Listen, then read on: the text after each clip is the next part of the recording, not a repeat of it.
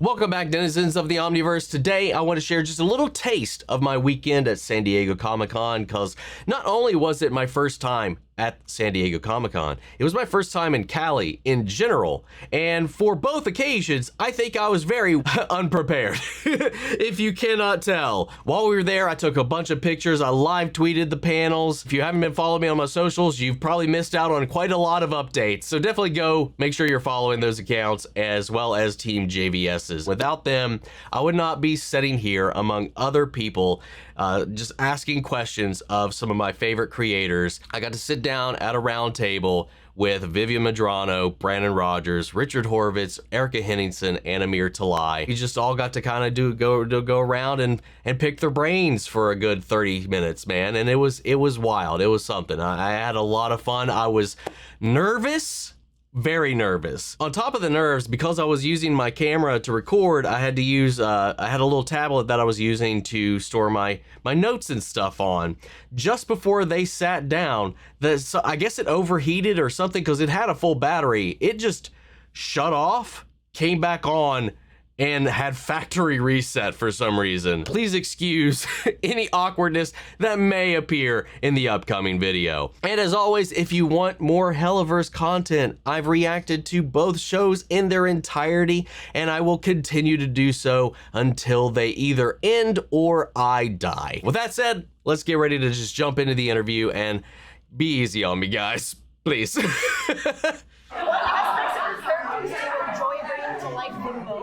And how are you hoping they evolve over these next couple of seasons? The aspect of my character I like bringing out the most is that he's a sassy bitch. It's really fun to do. I relate to it. I'm a sassy bitch on the inside. He's like a warm piece of caramel with a sassy bitch center. And I also find that it's very surprising whenever he does that, and it often sort of like comes out of left field a little bit. So I love when the writers give me those moments.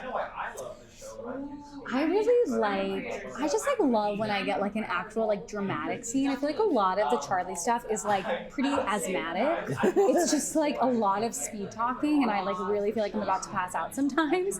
And so when I get a dramatic scene, it's not just like a nice, it's like a break sometimes from the high energy, but also like what I really want to let out is like, I've always pitched to Viv, I'm like, I don't know where it's going to happen, but at a certain point, as with any person who is optimist forward, like that's got to go. Not even go because she's going to lose it, but like you cannot keep that up sometimes in the face of the world.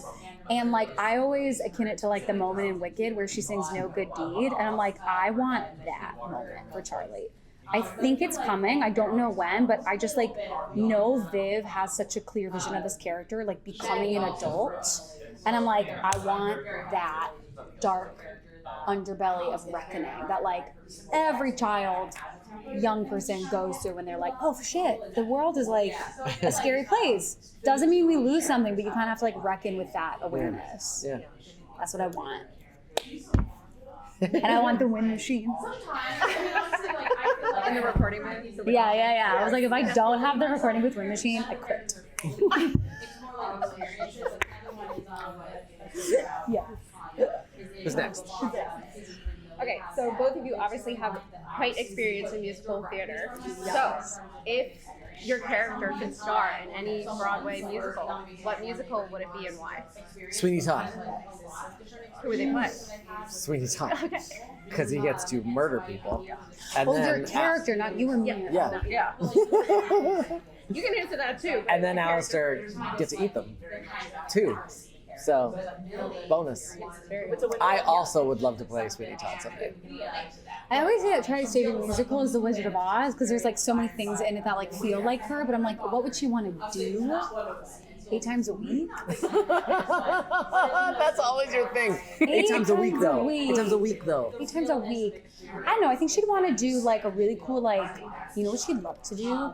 Like a gender bent Newsies where she's Jack Kelly and Baggy's Catherine Plummer. Okay. And they're like in love and leading the revolution. Sure. And I think she'd like really enjoy it's like old timey costumes.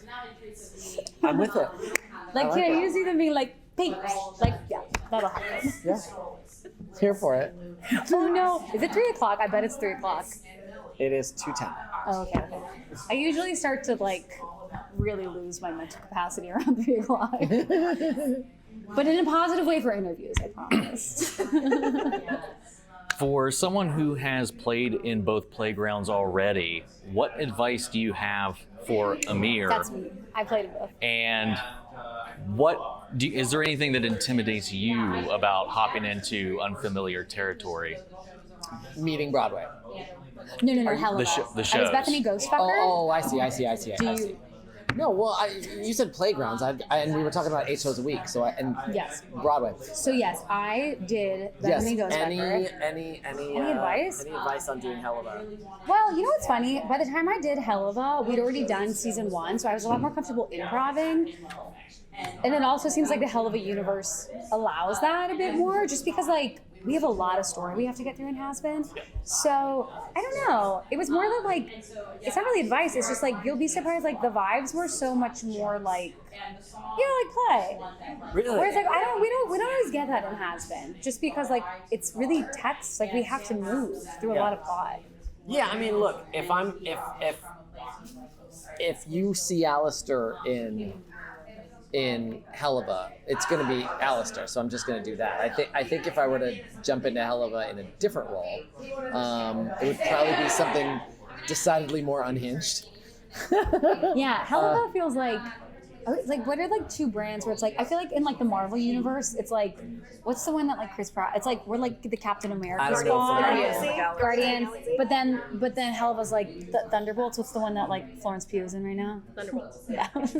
You don't know anything? I don't know anything. I barely know, but I'm like it's like we have like our Mickey Mouse Club version of hell, which to me feels like Hazbin Hotel, and then like the dark underbelly. That's a pretty apt comparison, I think. Right? And not to not to put like I think people are fans of both for that reason. It's like you get like the hero's journey in Hazbin Hotel, and then you just get like some weird fucking shit in Helluva.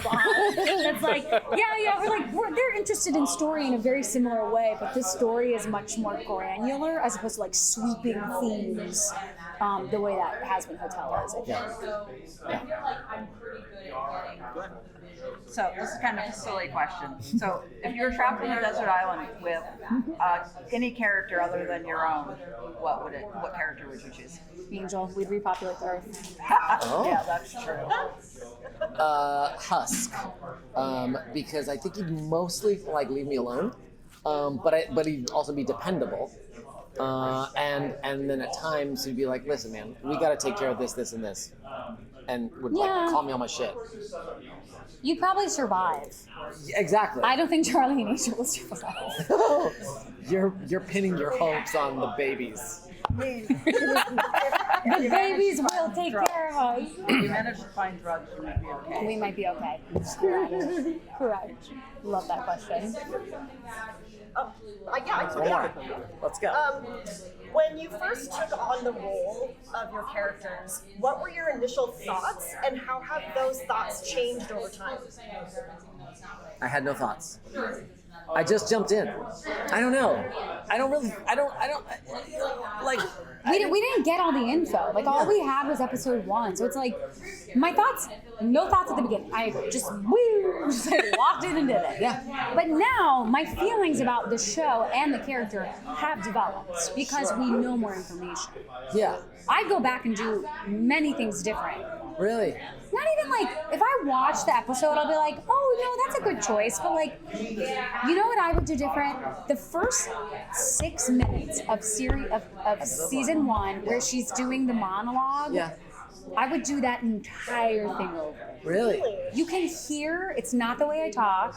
I don't really, like, there's no, it's just weird. It's just like low energy bad.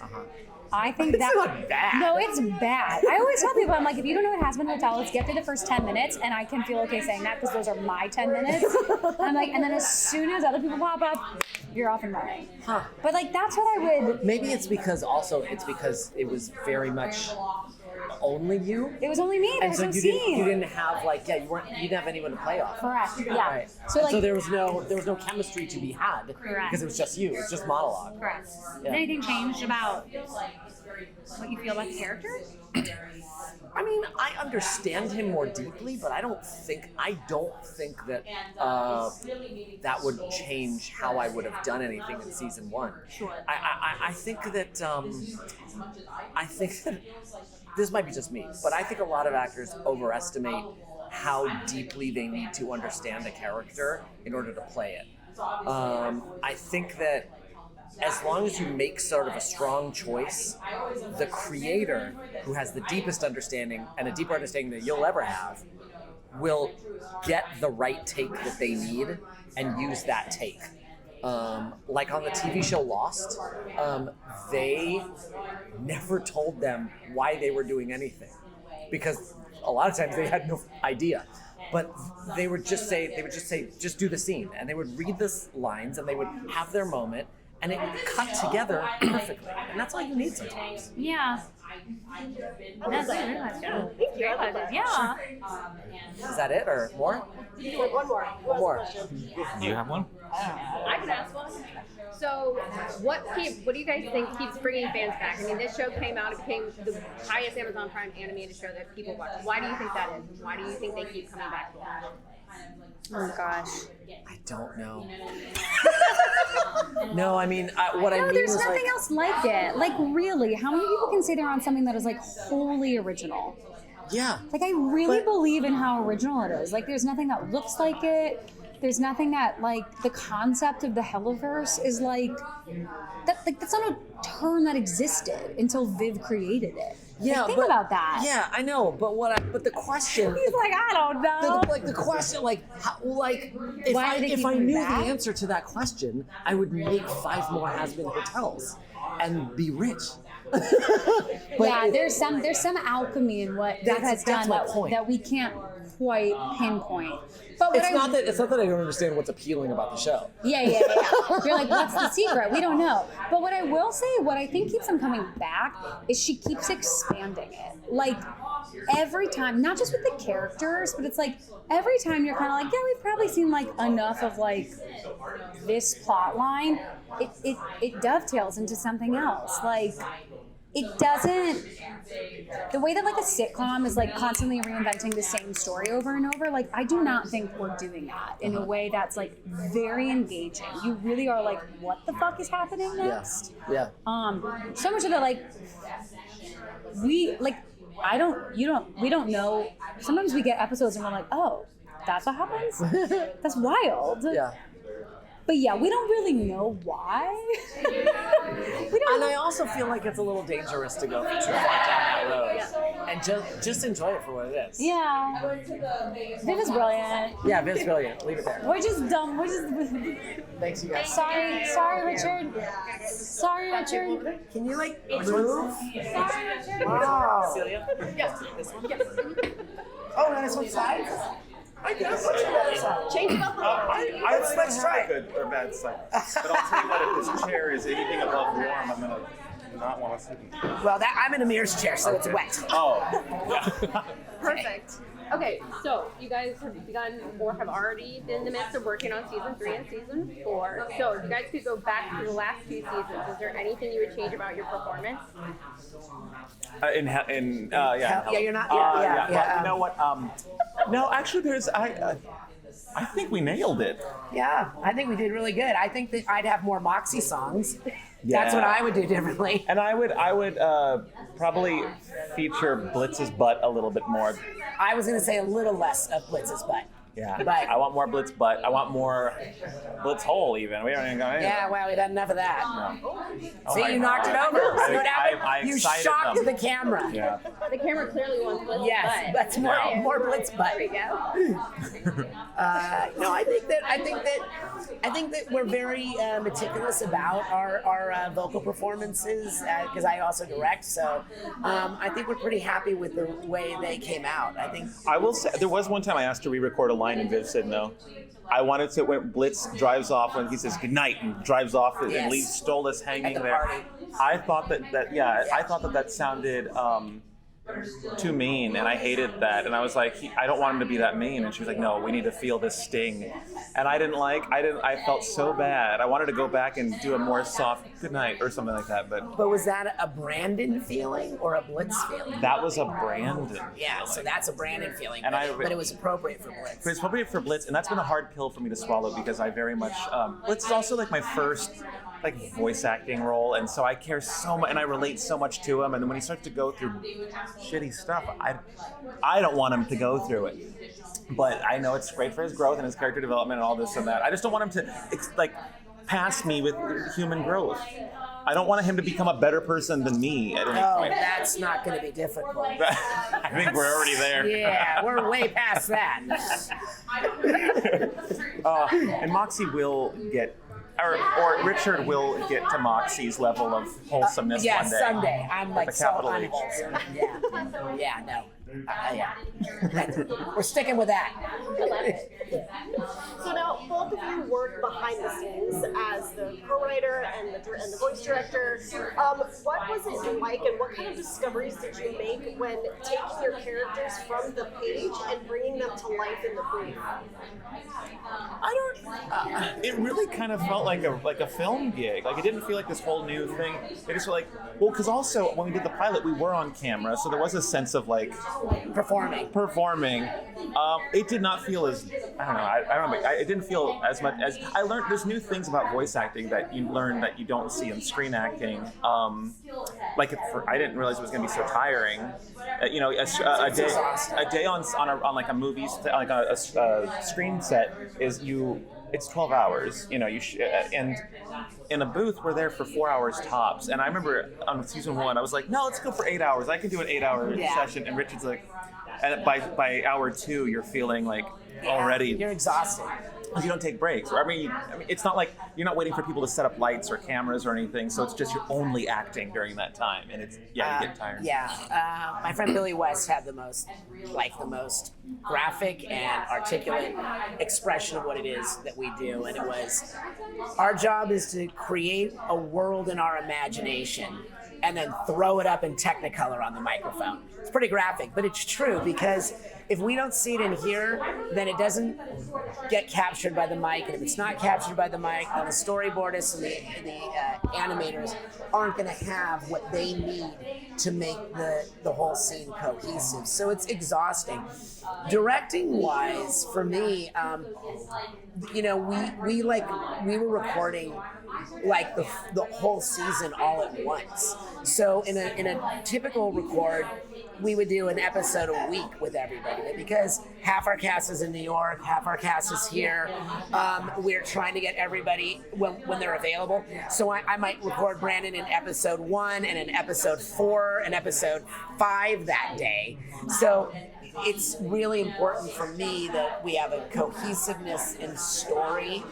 But we might jump ahead to something that we haven't even recorded yet in an episode. So that is not taxing, but challenging. But I think it has translated well from the page. But we're also not always married to the page. Like, Brandon is a great improviser, so he might say, "Can we try this?" And we'll do something. It's like a very collaborative process. Yeah. You both work in different capacities across both shows, and now that those are coming together, do you feel like there's going to be any challenges to getting into a different headspace, like where we're dealing with certain stuff over here, certain stuff over here? No, I don't think so, because you know what I kind of equate it to Breaking Bad and Better Call Saul. Okay, Better Call Saul had a totally different vibe than Breaking Bad.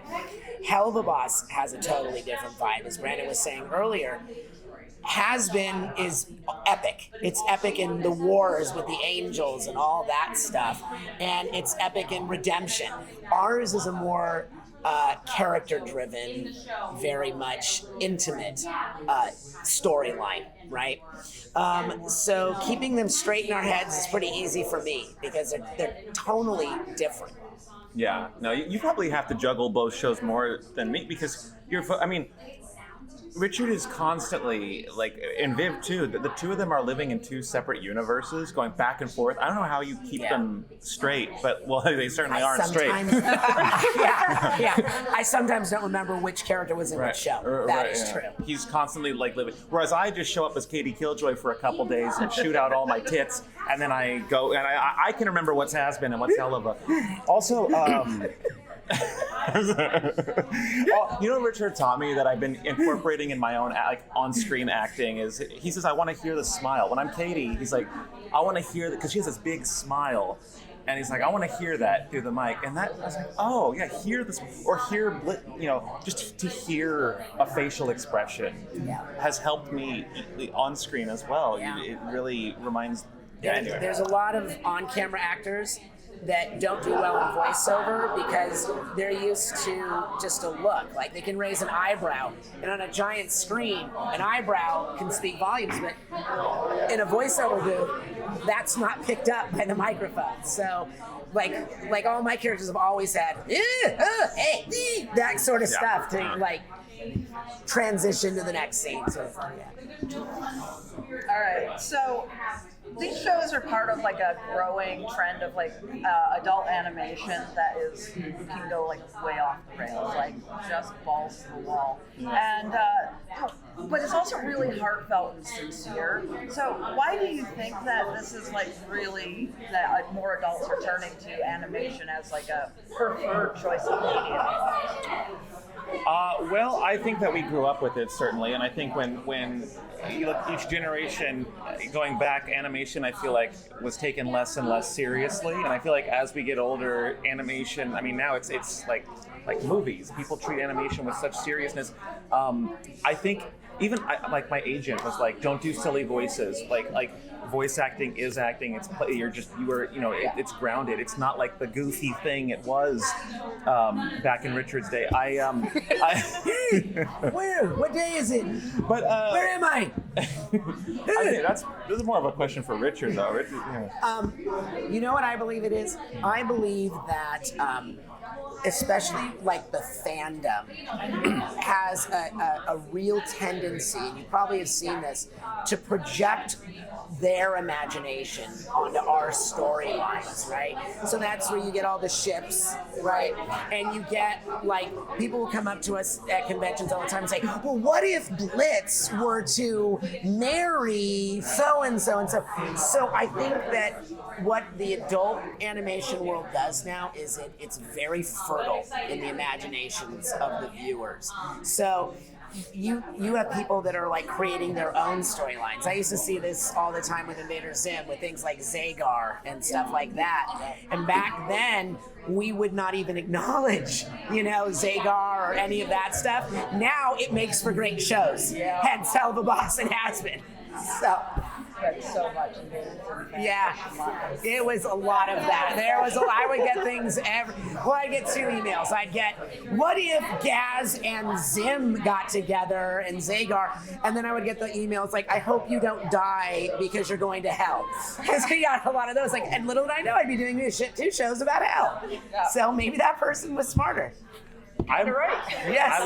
When I was in middle school or elementary school, I remember people were saying, I would pay Zim or I would pay to see Zim have sex with, I don't know, but it was all Invader Zim shit. Yeah. I would pay to see, and they're like 11-year-olds, I'd pay $1 million to see Zim make out with Gur. Can you imagine? And I'm sitting here talking about this bullshit with you. Yeah, so now here we are. That's the beauty of this show. Because I'm like one of the youngest on our show. Yeah. No, it's true. It's a sad story. Yeah, so like when I get to direct people like Darren and Chris and people like that, or Patrick Stump, the first thing they say to me is like, oh my God, you're Alpha 5 or you're Invader Zim, and that's always like really touching. In fact, Darren Chris was in a Rolling Stone interview, and he said, I was so excited to be part of the Hellaverse, but when I even found out that Richard Horvitz, like the voice of Invader Zim, was directing, it was that like people in my generation grew up on that, so that's always really heartwarming. Again, hair standing up on the top. No. You see it? Ow. I know. Yeah. It's like Hairs spider web, yeah. Oh my God, your nipples too, look at that. Yeah. Oh my God. I don't have my nipples anymore, but thank you. They're cutting us off. off, Richard, just like your nipples. I do still have nipples. Yes. Do not write. Unfortunately, I Yes. Are you a YouTuber? Yeah. Yes, I think Do reactions Yeah, to you're the a show and reactor, whatnot. yes. We talked a little bit at Level Up a few months ago. Yes, I also don't have my glasses on, so if I was like going like this, it's not. I promise it's not because I don't recognize you. It's because everything's a little blurry. Okay, you're going you're creating the third season, you guys are creating the fourth season. How do you keep the ideas fresh? Oh, okay. So with both shows, well, they're mapped out. So it's actually really fun because I know what the arcs of the stories are and I know where they're going. So that's already set. Like I'm like, we don't have to go, oh, how do we? The shorts are kind of that thing. The shorts for Helluva Boss are, what do we do now?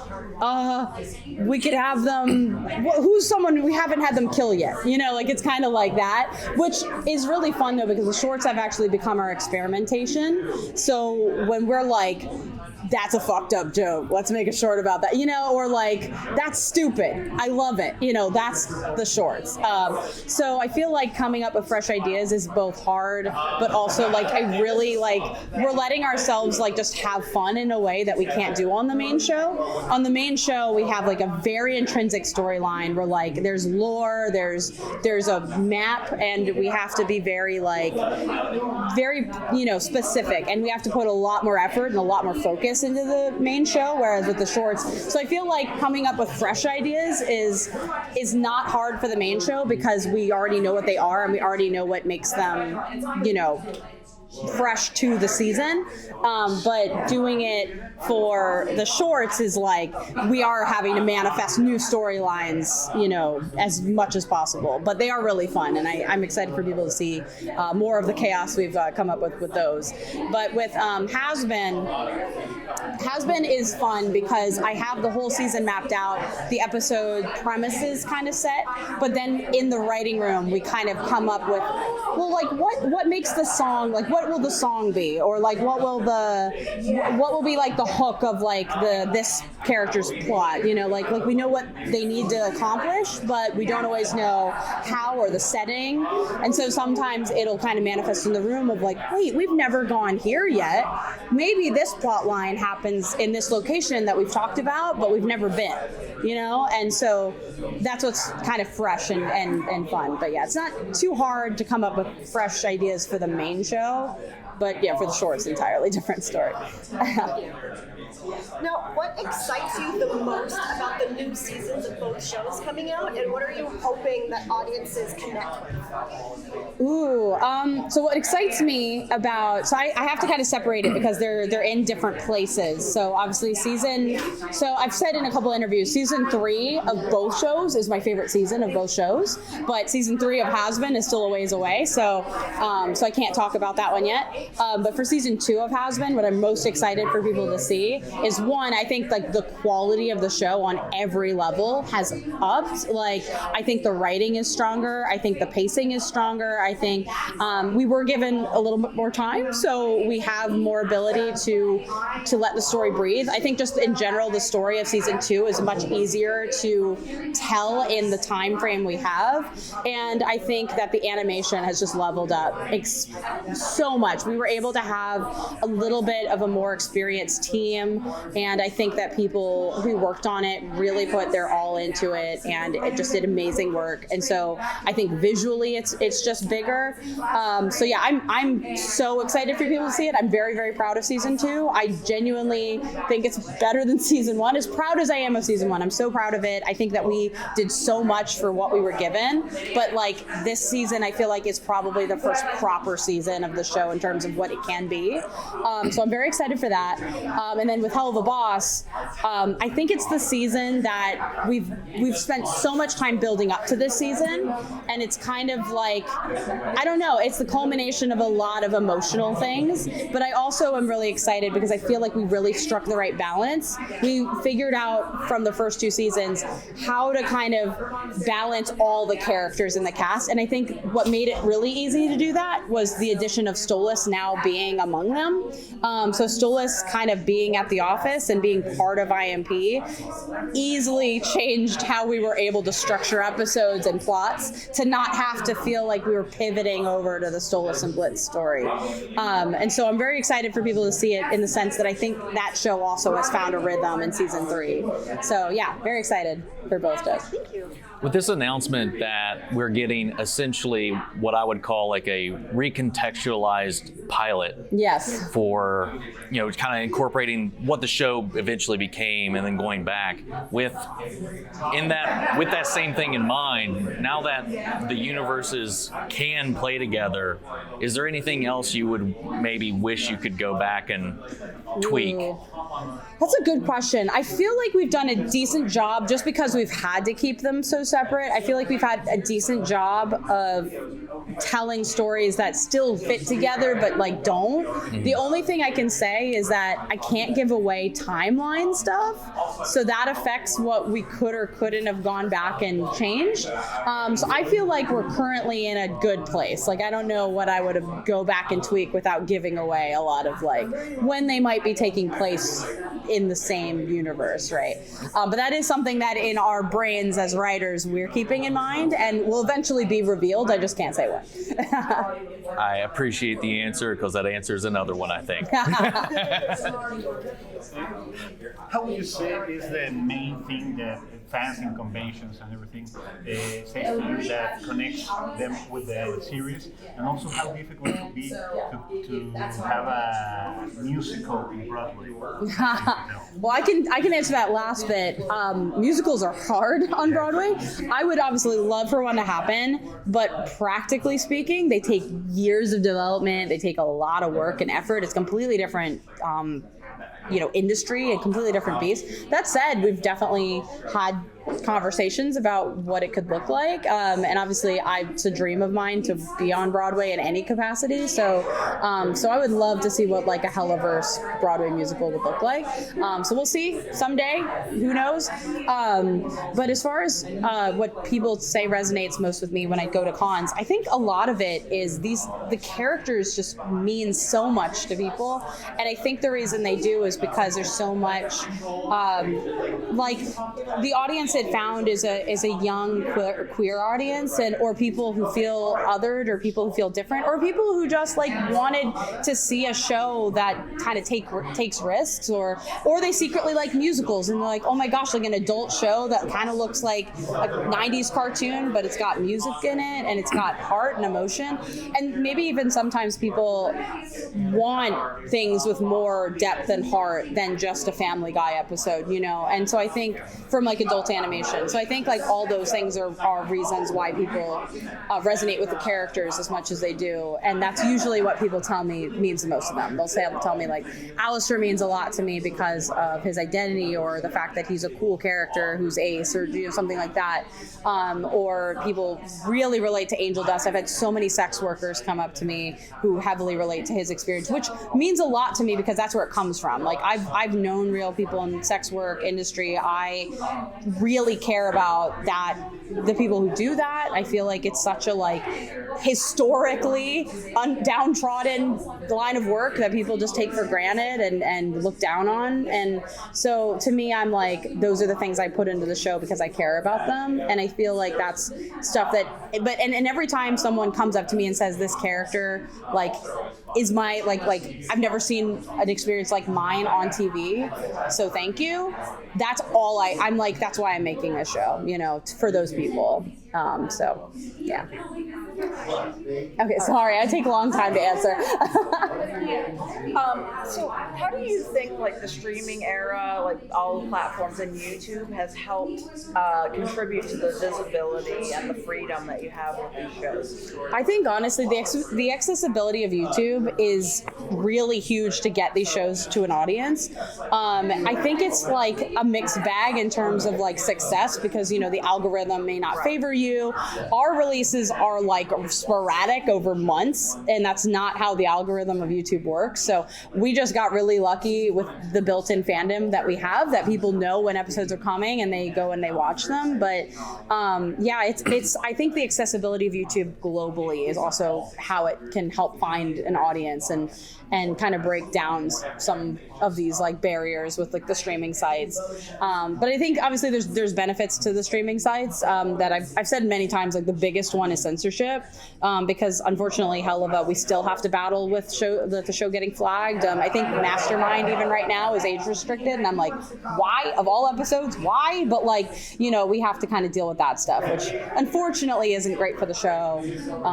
So you know, there's the downsides are that. But, Thank you. And off topic, your nails are oh, thank you. just so pretty. They're so Thank you. Yeah, I love having. I think I did it once. My friend is a nail tech, and she was like, "You should try them long." And I was like, "Yeah, I should." And then I did it, and I never looked back. I get them redone every month or so because I have to have them glued on, and then they grow out, and then I'll bang on something and be in pain. But this is great. Well, thank you guys. Thank you. Thank you so much. I appreciate it.